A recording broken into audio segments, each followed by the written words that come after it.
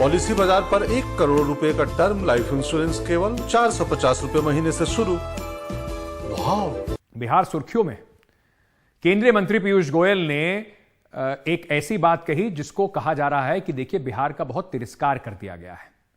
क्या विपक्ष भारत को बिहार बनाना चाहता है, ऐसा पीयूष गोयल जी ने कहा। इस बारे में एक जबरदस्त हंगामा हो गया संसद में। उन्होंने अब अपना बयान तो वापस ले लिया, उस पर एक बड़ी बहस लेकिन अब छिड़ गई है कि बिहार और बिहारी शब्द क्यों इस तरीके से इस्तेमाल होता है, इतने हल्के तरीके से इस्तेमाल होता है, और बिहारी शब्द और बिहार की इस दशा का जिम्मेदार कौन है। पर सबसे पहले आपको दिखाते हैं कि पीयूष गोयल ने क्या कहा था और उसके बाद आरजेडी के सांसद मनोज झा जो हैं उन्होंने इस बात पर अपनी क्या प्रतिक्रिया दी। अगर सदन के नेता बिहार के बारे में इतनी ओछी अश्लील टिप्पणी करते हैं तो एक एक बिहारी का अपमान है। तो ये मैं कह रहा था। तो क्या जो कोई रिप्लाई आया उन्होंने माफी नहीं, अभी तक चेयरमैन साहब के से कोई रिप्लाई नहीं आया है। आज सदन में वो खड़े हुए, उन्होंने कहा मैं विड्रॉ करता हूँ। ये स्टेटमेंट विड्रॉ करने वाली चीज नहीं है, ये सीधे पब्लिक अपॉलॉजी वाली चीज है।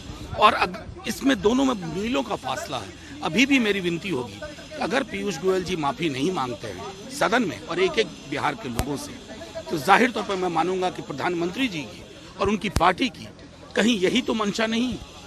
एक पीयूष गोयल जी आते हैं महाराष्ट्र से, और महाराष्ट्र का एक इतिहास रहा है जो उत्तर भारतीयों को लेकर के, आपको लगता है वो मान सकते? नहीं, मैं सीधे तौर पे मानता हूं कि इस तरह के पूर्वाग्रह बिहार को लेकर के कई लोगों के जहन में होते हैं। कई लोग पूर्वाग्रह दबाना जानते हैं, नौटंकी, शायद उनसे नौटंकी हुई नहीं, अंदर का पूर्वाग्रह बाहर आ गया। एक और अंतिम का सवाल है, पिछले दिनों आदित्य ठाकरे आए थे पटना, तो कहा गया था कि 2 युवाओं का मिलन है और हमको इतिहास को भुला देना चाहिए जो उत्तर भारतीयों के साथ मुंबई में होता है। आपने आज गौर किया कि नहीं, गांधी स्टैच्यू पे तमाम विपक्ष के दल थे, तमाम डीएमके, सीपीआई, सीपीएम, एनसीपी, शिवसेना। इससे आपको पता चलता है कि वो जो पूरा विमर्श था, शिवसेना में भी तब्दीली आ गई। तो वो विमर्श अब पीयूष गोयल जी जैसे लोगों के, और भाजपा को चिंता करनी चाहिए, ऐसे तो 0 पे सिमट जाएंगे। सर, ये बिहार के अपमान का प्रश्न है। पीयूष जी, मैं हाथ जोड़ता हूं, अब आप मुझ पे टिप्पणी कर लें, मेरे राज्य बिहार पे टिप्पणी ना करें। उसके बाद पीयूष गोयल ने अपनी सफाई दी। उन्होंने कहा कि मेरा कोई मकसद नहीं था बिहारी अस्मिता को ठेस पहुंचाने का। अगर आपको लगा हो कि आपके प्राइड को, अस्मिता को ठेस पहुंची है, तो मैं अपने शब्द वापस ले लेता हूं। मनोज झा से थोड़ी देर पहले बात कर रहे थे तो उन्होंने कहा कि देखिए उन्होंने अब तक माफी नहीं मांगी है, लेकिन बड़ा सवाल यही है कि बिहार की ऐसी स्थिति क्यों है कि कोई भी बिहार को और बिहारियों के बारे में इस तरह की बात करके चला जाए। बिहारी शब्द जो है, आपने सुना होगा, दिल्ली के अंदर अगर आप रहते हैं, बस में जाएं, तो कई बार लोग ऐसे कहते थे पलट के, ए बिहारी।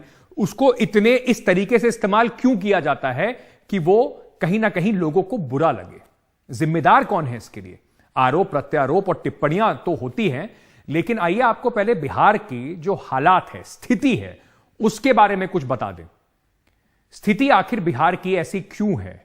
बिहार को अपमान, तिरस्कार क्यों झेलना पड़ता है? बिहारियों को क्यों झेलना पड़ता है? क्यों कहा जाता है कि बिहार से सिर्फ लेबर आते हैं, जबकि ऐसा है नहीं।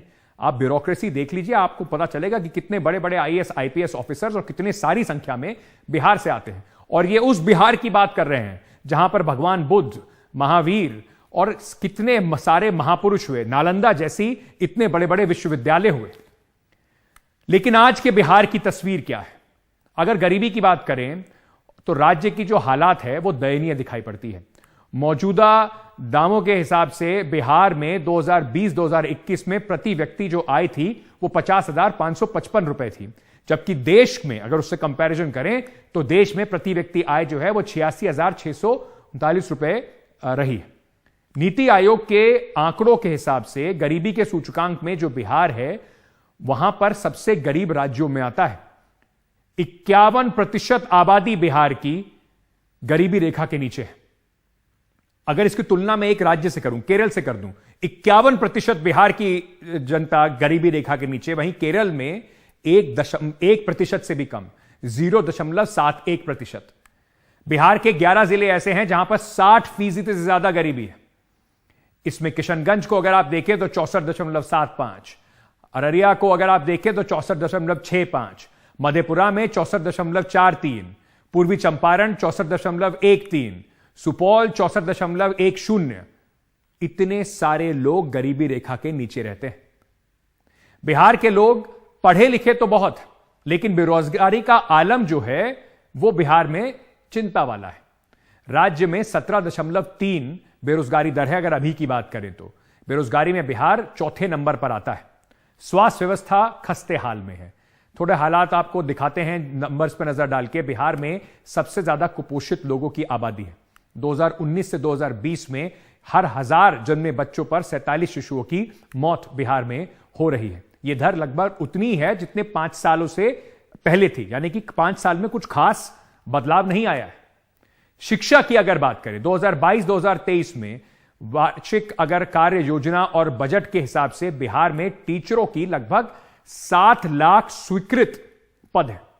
शिक्षा व्यवस्था बिहार की कैसे ठीक होगी, इसी बात पर इतनी राजनीति होती है। 7 लाख पद सरकार ने स्वीकृति दे रखी है, जिनमें से 4.5 लाख से भी ज्यादा टीचरों की नियुक्ति जो है अभी तक हो पाई है। 2.5 लाख से ज्यादा पद खाली पड़े हुए। यानी कि बिहार को उत्कृष्ट राज्य बनाने का जो बातें राजनेता करते हैं वो सिर्फ जुमला रह जाता है, वो सिर्फ बातें रह जाती हैं। तमाम सूचकांक देख लीजिए, बिहार उन सब में पिछड़ा हुआ नजर आता है। वहां की जनता जो है वो जनता सिर्फ वोट बैंक की तरह इस्तेमाल होती है। उस जनता के लिए नेताओं का जो कर्तव्य है वो पीछे रह जाता है। यहां के छात्र कड़ी मेहनत करते हैं, पढ़ाई लिखाई करते हैं, बड़े बड़े कारनामे भी करते हैं, IAS IPS भी बनते हैं, लेकिन रोजगार के मामले में बिहार के अंदर ना तो कोई सुविधाएं हैं, ना कोई ऐसी इंडस्ट्रीज हैं जहां ये डिग्निटी के साथ बिल्कुल अच्छे तरीके से नौकरी कर सकें। इसीलिए बिहार से ट्रेनें आपको भरी भरी दिखाई पड़ती हैं मजदूरों की आने की, और शायद यही वजह है कि उनको इतना तिरस्कार झेलना पड़ता है, चाहे महाराष्ट्र हो चाहे और राज्य हो।